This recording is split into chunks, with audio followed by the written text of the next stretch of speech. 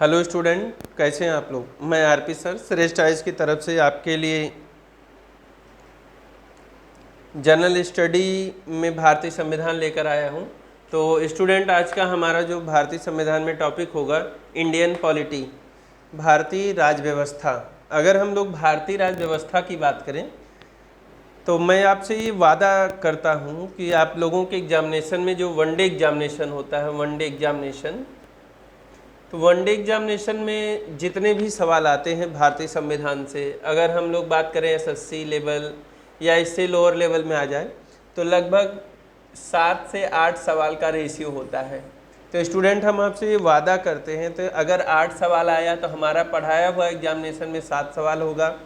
7 यानी कहने का मतलब 1 डिजिट में है, तो 8 पढ़ाया तो 7, 7 पढ़ाया तो 6, 6 पढ़ाया तो 5, 4 पढ़ाया तो 3, यानी 1 डिजिट में है तो 1 कम। लेकिन अगर 2 डिजिट में आ गया, जैसे 10 आ गया, 11 आ गया, 12 सवाल आ गए, तो यहाँ पे अगर 12 सवाल आया तो आपको एग्जाम में पढ़ा हुआ 10 मिलेगा।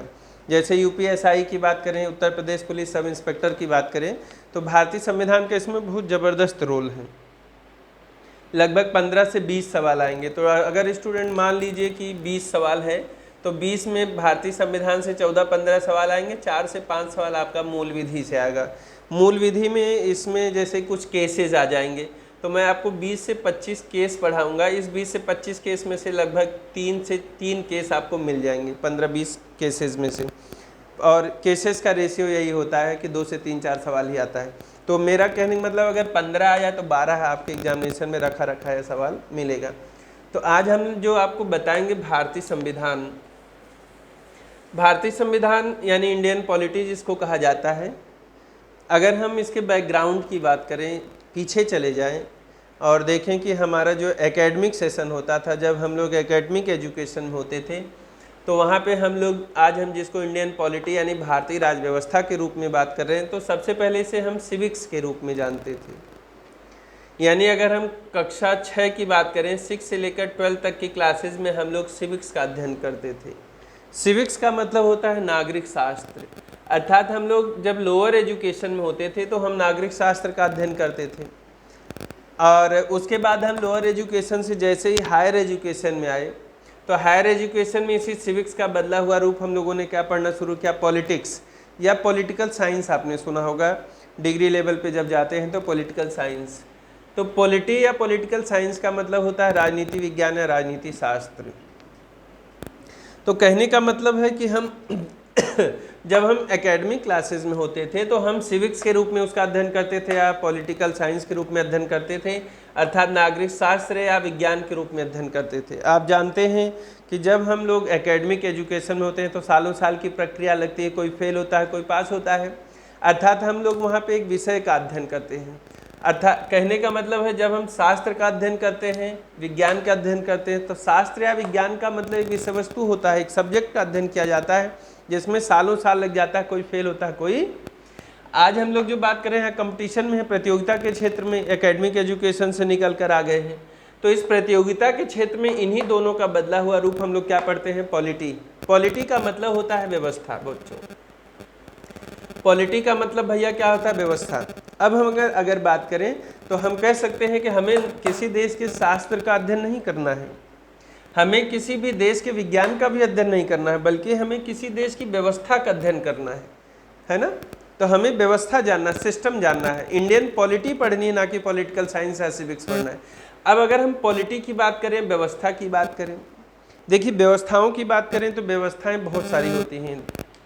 अगर हम पूरे वर्ल्ड की बात करें तो हर देश की अपनी अपनी व्यवस्था होती है, हर देश का अपना पॉलिटिकल सिस्टम होता है, हर देश का अपना एक रिलीजियस सिस्टम होता है, हर देश का अपना एक इकोनॉमिकल सिस्टम होता है, हर देश का अपना एडमिनिस्ट्रेटिव सिस्टम होता है। तो कहने का मतलब सिस्टम तो बहुत सारे हैं जिसमें political system main role play करता है। जैसे हम लोग बोलते हैं भैया कि अमेरिका बड़ा डेवलप है यार, तो अमेरिका क्यों डेवलप है, क्योंकि अमेरिका का पॉलिटिकल सिस्टम अच्छा है।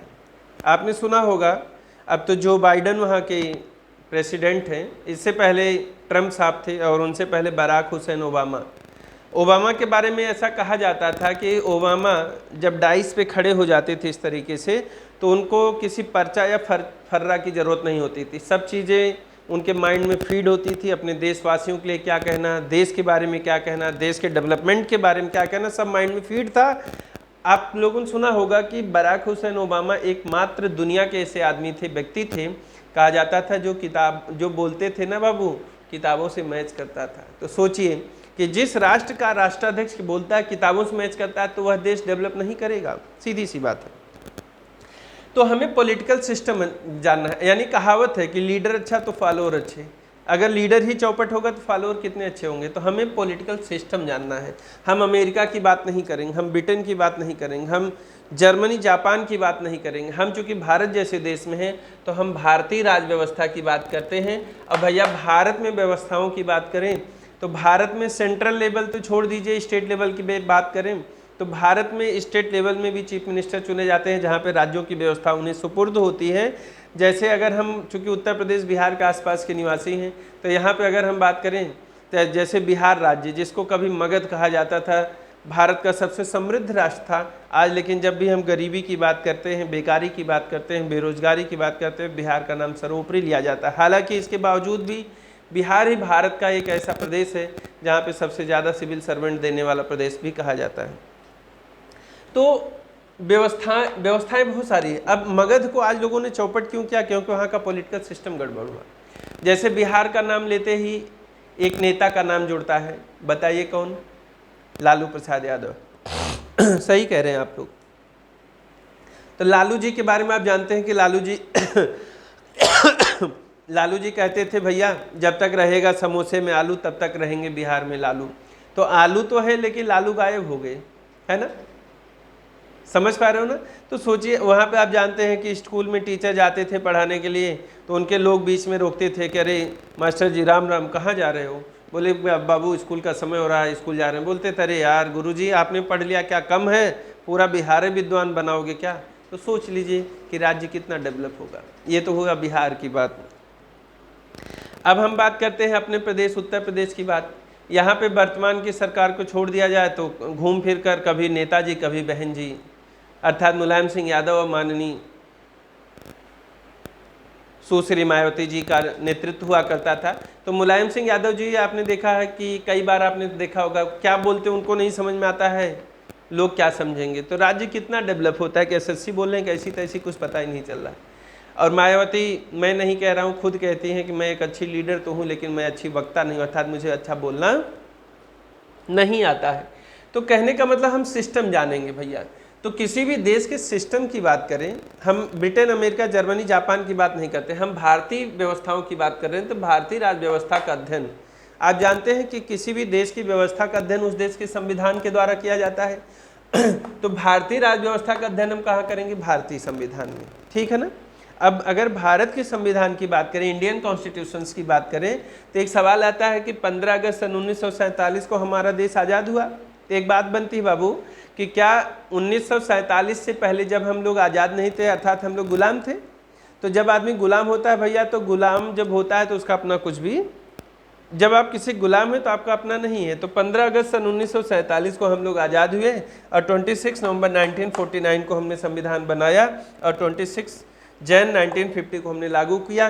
कुल समय कितना लगा? 2 वर्ष 11 महीने और 18 दिन का समय लगा। और जब हम लोगों ने अपने देश के संविधान को बनाया उसके बाद इसको 3 स्टेप में डिवाइड किया, शेड्यूल, पार्ट और आर्टिकल। तो सवाल कई बार आता है कि जब संविधान हमारा बना 26 नवंबर 1949 को, तो उस समय हमारे देश में कुल अनुसूचियाँ कितनी थी संविधान में? 8। अब कितनी हैं? 12। भाग पहले कितने थे? 22। अब कितने हैं? 25। 22 + 3 का रेशियो है। जब आप पढ़ेंगे पार्ट तो क्लियर होगा। आर्टिकल 395 एंड 444, यहाँ थोड़ा कंट्रोवर्सी है। अगर पूछा गया वर्तमान में भारतीय संविधान में कुल कितने आर्टिकल हैं, तो 395। तो आप लोगों को लग रहा होगा सर फिर आपने ये क्यों लिखा हुआ है? तो ये इसलिए लिखा है कि अगर पूछा जाता है कि अनुबंधित अनुच्छेदों की संख्या कितनी है, अगर पूछा गया कि वर्तमान में संविधान में अनुबंधित अनुच्छेद कितने हैं, तो अगर ऑप्शन में 444 होगा तो ये राइट हो जाएगा, अगर 48 है तो ये राइट हो जाएगा, और अगर दोनों है तो राइट आंसर 48 होगा, 44 नहीं। That's clear? ठीक है। अब हम लोग देखते हैं कि जब हमारे देश का संविधान बना 26 नवंबर 1949 को और उसके साथ साथ 26 जनवरी 1950 को लागू हुआ, तो हम लोगों ने 3 स्टेप में डिवाइड किया। तो सबसे पहले हम बात करेंगे शेड्यूल अनुसूचियों की। पहले कितनी अनुसूचियां थी? 8। अब कितनी हैं? 12। अभी मैं आपको इसको ट्रिक्स के माध्यम से याद करा दूंगा, सब टिप्स पे याद करा दूंगा, आप देखेंगे। फर्स्ट में देखिए 12 के 12 अनुसूची आपके सामने यहाँ पे है। फर्स्ट में क्या है? Union and states. अगर हिंदी और अंग्रेजी की दिक्कत होगी तो बताइएगा, हम इसको एलिबरेट कर देंगे। यूनियन एंड स्टेट, यूनियन मतलब संघ होता है, राज्य का मतलब स्टेट्स होता है, संघ और राज्य। दूसरे में क्या है? वेतन। थर्ड में शपथ। 4 में राज्यसभा में सीटों का बंटवारा। 5th में SC ST। 6 में असम, त्रिपुरा, मिजोरम, मेघालय। 7th में क्या है? सूचियाँ हैं, लिस्ट। 3 सूची हैं, संघ सूची, राज्य सूची, समवर्ती सूची। 8th में भाषाएं। 9th में कुछ वर्गों के लिए विशेष प्रबंध है, इसमें भूमि से संबंधित मामले आ जाते हैं। 10 में दल बदल, 11 में ग्राम पंचायत, 12 में नगर पालिका। इसको हमने याद करने के लिए एक फार्मूला बताया आपको, बाप और बेटा। अभी बाप बेटे से एकदम एग्जैक्टली आपको पूरा संविधान में आपको टिप्स पर याद कराऊंगा डियर, तो आप घबराइएगा नहीं। देखिए यूनियन एंड स्टेट्स, अगर आपसे पूछा जाए आप लोगों से कि बताइए कि भारत में अगर बात करें तो भारत में सामान्यतः कितनी प्रकार की सरकारें हैं? 2 है ना, एक केंद्र सरकार, दूसरी राज्य सरकार। तो केंद्र सरकार को हम संघ की सरकार बोल सकते हैं, बोलचाल में बोल सकते हैं, कोई डाउट नहीं भाई। चाहे केंद्र को हम देश बोले, चाहे संघ बोले, और राज्य को राज्य ही बोलते हैं, कोई डाउट। तो केंद्र सरकार यानी संघ सरकार, या देश की सरकार यानी प्रधानमंत्री नरेंद्र मोदी। नरेंद्र मोदी को हम लोग बोलचाल में बाप बोल सकते हैं भाई। देश का माई बाप कौन है? नरेंद्र मोदी। और राज्य सरकार यानी योगी आदित्यनाथ, योगी, इनको बोलचाल में बेटा बोल सकते हैं, कोई डाउट नहीं। चलिए फार्मूला शुरू हो गया। तो हम संघ को बाप बोले, कोई डाउट नहीं ना, ठीक है। और राज्य को बेटा, कोई डाउट नहीं। तो देखिए अब हम एक घर की बात करें। मुझे लग रहा है आप लोग डर रहे हैं भाई, नरेंद्र मोदी और योगी साहब से आपको डर लग रहा है। तो हम एक घर की बात करते हैं। भारत ही नहीं बल्कि दुनिया में अगर बात करें, घरों की बात करें, अगर एक घर है तो वहाँ पे उस घर में एक बाप होगा तो दूसरा बेटा होगा या बेटी, यही कॉन्सेप्ट है भाई। एक बाप है तो दूसरा बेटा, या यही कॉन्सेप्ट है ना। अब एक घर है जहाँ पे एक बाप है, दूसरा बेटा है तो घर को चलाने की भी जिम्मेदारी बाप बेटों की होती है। और घर चलता कैसे बाबू? पैसे से। कैसे चलता है? तो फॉर्मूला शुरू हो गया आपका। देखिए संघ को मैं बाप बोल रहा हूँ और राज्य को बेटा, कोई डाउट नहीं ना। देखिए तो फर्स्ट में क्या है? बाप और घर। देखिए कैसे चला। फर्स्ट में क्या है? बाप और कितने रुपए कमाने चले? 2 रुपये। सेकंड शेड्यूल में वेतन है, कितने रुपए कमाने चले? 2 रुपये। दिन में कितनी बार शपथ लेते थे? 3 बार। क्या बोलते थे? घर चलाएंगे, घर चलाएंगे, घर चलाएंगे। घर नहीं चला तो चौथे में बंटवारा हो गया। कोई डाउट? फिर से देखिए फर्स्ट में क्या है? बाप और बेटे। कितने रुपए कमाने चले? 2 रुपये। दिन में कितनी बार शपथ लेते थे? 3 बार। क्या बोलते थे? घर चलाएंगे, घर चलाएंगे, घर चलाएंगे। नहीं चला तो चौथे में बंटवारा हो गया। बंटवारा करेगा कौन? SC ST। आएंगे कहाँ से? असम, त्रिपुरा, मिजोरम, मेघालय से। आने के बाद क्या किया? सूची बना ली कि कौन बाप की तरफ रहेगा, कौन बेटे की तरफ, कौन बाप बेटे दोनों की तरफ। फिर क्या हुआ? इनकी भाषाएं समझने में प्रॉब्लम हुई तो कुछ विशेष लोगों को रखा गया कि भैया तुम ही बताओ क्या बोल रहे हैं यार, कुछ समझ में। फिर क्या किया गया? दल बदल कि भैया झोला उठाओ अपना, यहाँ से जाओ यार, बेमतलब बंटवारा हो नहीं रहा, चाय नाश्ता अलग ले रहे। दल बदल, हमारे नेता एक पार्टी से दूसरी पार्टी में जाते हैं। फिर 11 में क्या है? ग्राम पंचायत। तो 12 में अर्थात दल बदल कर दिया कि भाई झोला उठाओ यहाँ जाओ। अब बाप बेटों में समझौता हुआ, जो रेस्ट ऑफ दी बंटवारा बच गया है वो गाँव वालों से करा लेंगे या जरूरत पड़ी तो शहर से बुला लेंगे। फिर से एक बार देखिए फर्स्ट में क्या है? बाप और बेटा। कितने रुपए कमाने चले? 2 रुपये। दिन में कितनी बार शपथ लेते थे? 3 बार। क्या बोलते थे? घर चलाएंगे, घर चलाएंगे, घर चलाएंगे। नहीं चला तो चौथे में क्या हुआ? बंटवारा। बंटवारा करेगा कौन? SC ST। आएंगे कहाँ से? असम, त्रिपुरा, मिजोरम, मेघालय से। आने के बाद क्या किया? सूची तैयार कर ली कि कौन बाप की तरफ होगा, कौन बेटे की तरफ, कौन बाप बेटे।